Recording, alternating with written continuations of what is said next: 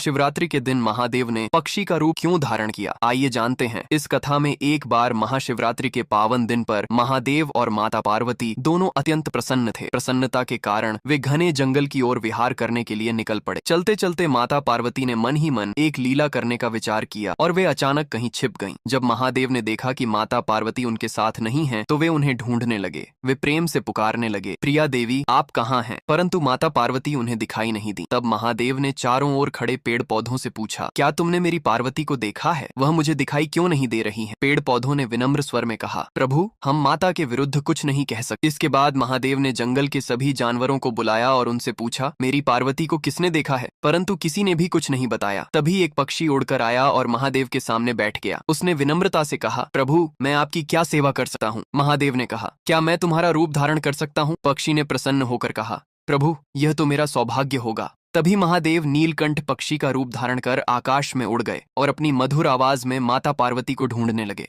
उसी समय माता पार्वती एक कमल के फूल के भीतर जाकर छिप गई। महादेव उस कमल के पास पहुंचे और बोले, देवी मैं इस फूल के भीतर नहीं आ सकता क्योंकि यह फूल आपको अत्यंत प्रिय है। यदि आप बाहर नहीं आएंगी तो मैं चला जाऊंगा। परंतु माता पार्वती ने कोई उत्तर नहीं दिया। महादेव उदास मन से जंगल की ओर लौटने लगे। जब माता पार्वती ने देखा कि महादेव सचमुच चले जा रहे हैं तो वे कमल से बाहर आईं और चुपचाप उनके पीछे चलने लगी। महादेव ने उनके कदमों की आहट सुनी और रुक गए। तभी माता पार्वती ने कहा, प्रिया स्वामी आप कहाँ जा रहे हैं? महादेव ने मुड़कर देखा तो माता पार्वती लज्जा से मुस्कुरा रही थी। तभी दोनों ने सर्प का रूप धारण किया और घने जंगल में नृत्य करने लगे। नृत्य करते करते महादेव के मस्तक से पसीने की बूंदें धरती पर गिरने लगी। माता पार्वती ने चिंतित होकर कहा, प्रिया स्वामी आपका पसीना इस भूमि पर गिर रहा है, इससे कोई अनर्थ न हो जाए। महादेव ने शांत स्वर में कहा, देवी चिंता मत करो। तभी पसीने की एक बूंद से एक और महादेव प्रकट हुए। उन्होंने आकर मूल महादेव के चरण स्पर्श की। फिर दूसरी बूंद गिरी और एक और महादेव प्रकट हुए। इस प्रकार लगातार पसीने की बूंदों से अनेक महादेव प्रकट होने लगे। यह देखकर माता पार्वती घबरा गईं। उन्होंने कहा, प्रिया स्वामी मुझे क्षमा करें, मैं आपसे हार गई हूँ। यह कहकर वे रोने लगी। महादेव हंसने लगे और बोले, देवी तुमने तो मुझे ढूंढ ही लिया। माता पार्वती ने कहा, मैं इतने सारे महादेवों को कहाँ रखूंगी? महादेव बोले, मैं स्वयं सबके लिए स्थान बना दूंगा। काशी विश्वनाथ, अमरनाथ और अन्य पवित्र स्थलों पर मैं अपने ही रूप में निवास करूंगा। वे स्थान सदा पवित्र रहेंगे क्योंकि वहां मेरे ही अंश प्रकट हुए हैं। यह कहकर माता पार्वती ने महादेव का हाथ थाम लिया। दोनों पुनः नीलकंठ पक्षी के ऊपर सवार होकर आकाश की ओर उड़ जाते हैं और माता पार्वती बोलती है, जो भी इस कथा को देख रहे हैं उसने मेरे महादेव के लिए लाइक और सब्सक्राइब नहीं किए हैं